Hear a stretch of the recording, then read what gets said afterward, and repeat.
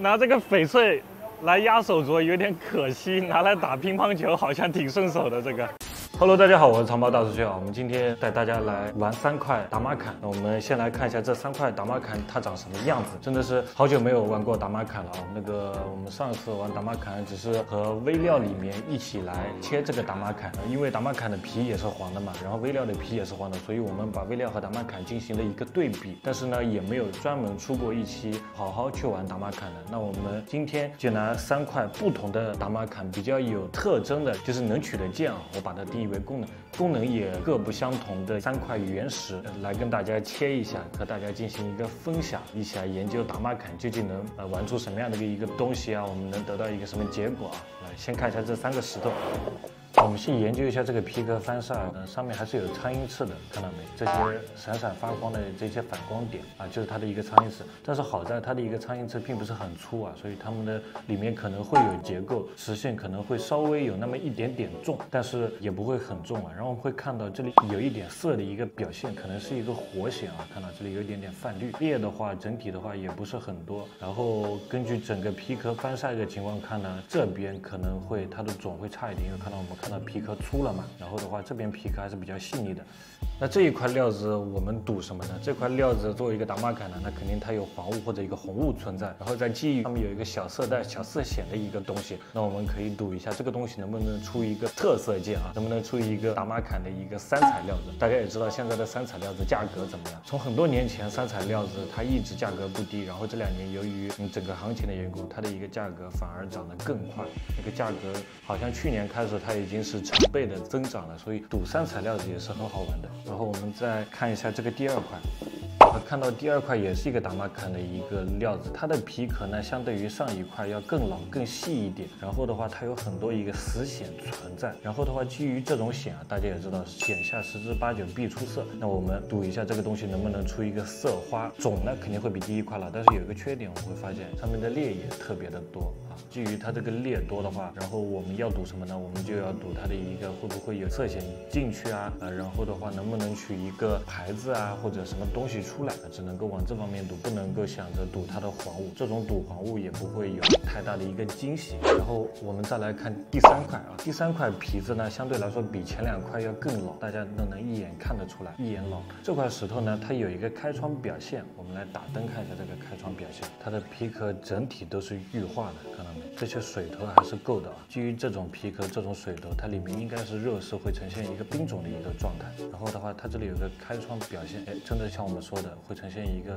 冰种的一个状态，但是里面能不能出现一个满肉，或者说基于这么一个料子的话，那我们第一个想到会是什么呢？可以赌什么？弹幕上打出来啊！那基于这么一个料子，这种宽度、这种扁度的话，那我们可以试一下能不能够博手镯。但是这个料子呢，它比较薄，博手镯的话，我们可能只能博叮当镯。虽然它也是叮当镯啊，但是它也是和手镯价值差不多的，可能比正常的常规圆条手镯或者比福镯，就那种内圈是扁的那种手镯价值来的低一点点。但是好歹它也是手镯嘛，像叮当镯的话更吸引一些年轻小姐姐的喜欢，年轻小姐姐会去佩戴。然后为什么叫它叮当镯呢？它可能是2根细的戴在一起，平时会有叮当叮当的声音，但是由于翡翠的一个韧性和脆度，它2个碰在一起，它不容易碎，它不是玻璃，玻璃可能碰一下它会碎，但是翡翠呢，它是有一个韧性在的，它不容易那么碎啊。那我们赌手镯的话，主要是赌什么？那这个手镯的话，我们就不能赌它的黄雾了哦，就是它的皮呀。我感觉现在的皮就有一点像它的雾层，就它这个雾层不能太厚，里面的肉一定要够足。然后的话还一点赌手镯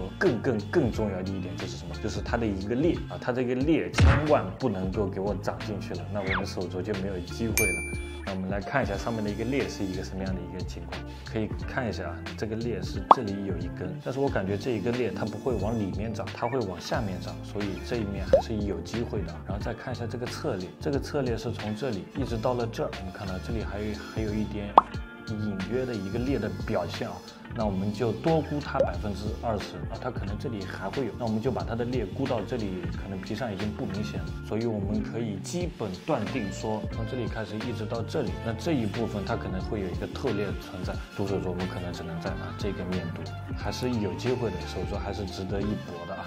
这3石头呢，已经给大家详细的这么一个介绍完了，然后的话，大家更期待哪块石头能出一个好东西啊？我们先在弹幕或者评论区先打出来啊。那我们接下来就给大家一一的去3块料子给它扒开，看一下它的一个真面目究竟如何。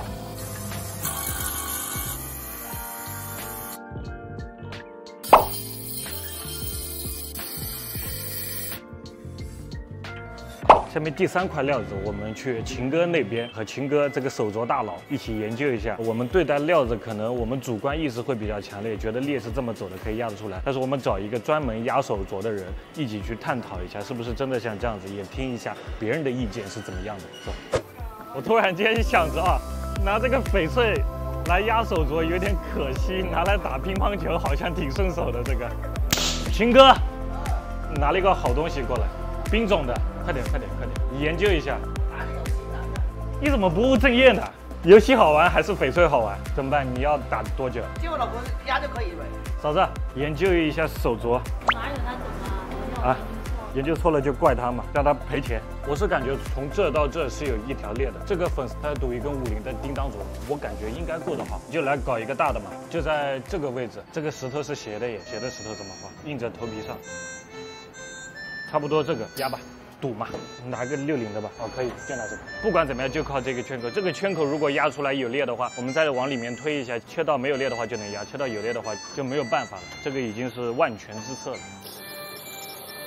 凹凸不平真的很难去压，而且我看一下这种种水压出来应该不会太好。这种种水压出来的手镯，如果是小圈口的话不会太好，带不到黄雾糯种，要靠近这边压。反正我留1公分出来就可以了，是不是？你就係要壓個邊啊，係咁樣壓個邊出來。那壓不了。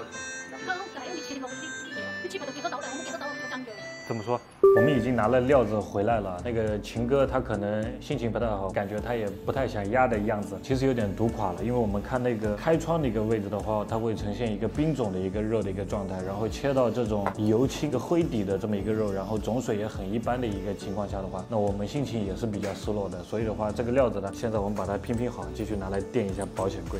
我們來看一下另外2塊的一個打馬坎，它切出來究竟怎麼樣？我們先來看第一塊啊，我們第一塊之前說可以賭一個皇家綠的一個3材料，我們把皮子用那個機器扒了一下，來看一下它呈現一個什麼樣的一個狀態。我們還是看一下比較乾的啊，之前這個上面有色帶，這個位置也特別的薄，幾乎沒有長進去。紅霧層的話還是有的，但是這個紅霧層呢比較乾，裡面的肉也比較乾啊。到我們第一塊賭皇家綠的一個石頭，那我們就以失敗告終了啊。那它的一開始我們看到它的皮殼呢也是比較粗的，所以出來這種東西呢可能也在意料之中啊。但是不在意料之中的是什麼呢？就是綠色的一個表現的地方呢，它沒有長進去，這個是很難受的。好，我們看一下第2塊，第2塊皮子比較細膩的一個料子，我們賭一個飄花的啊，有癬的這麼一個料，會不會長色的一個料？我們來看一下，發現它的種還是比較老的。但是它這個癬啊，各方面啊，它裂也多，看到沒？裂多也是很正常的。然後種水的話，其實還可以，但是切到這樣子也是比較垮的。那這樣子的話，可能這個料子也就值個幾十、100塊錢的樣子了。第一個這個料子可能也就值個100-200塊錢的一個樣子啊。所以今天這一期我們3件打馬坎來說的話，都是比較垮的啊。那我們今天帶大家一起研究的這個3塊打馬坎皮殼各不相同啊，研究的結果也是3塊都沒有賭贏，甚至垮的比較厲害。其實打馬坎這個石頭相對來說，它的長率還算是可以的，因為它不管怎麼樣，它都是一個特色料，它不會像其他敞口的石頭那樣子啊，你切了可能做什麼東西都感覺食之無味，棄之可惜。但是打馬坎的料的話，它有一點黃霧的、黃翡的東西存在，那它可能也可以翹色巧雕做一點東西，那這個都是後面的事了。打馬坎可不可以玩呢？我是覺得打馬坎啊、後江啊這種小水池來說是特別建議我們的一個新手去玩的，因為它不太容易賭垮，就算賭垮了，我們賭出特色的一個東西來說的話，後續如果要盤貨的話，也是可以去盤的。今天這一期視頻就到這裡差不多了啊，大家也知道全線涼涼的一天，沒有辦法，石頭呢我們還是要切，原石呢我們要一起去學習它的一個皮殼啊，它的一個肉啊，究竟能出什麼樣的一個東西，我們抱着這一種態度一起去切石頭。那我們今天這一期視頻就到這裡結束了，感謝大家的觀看，祝大家生活愉快，度過門，拜拜。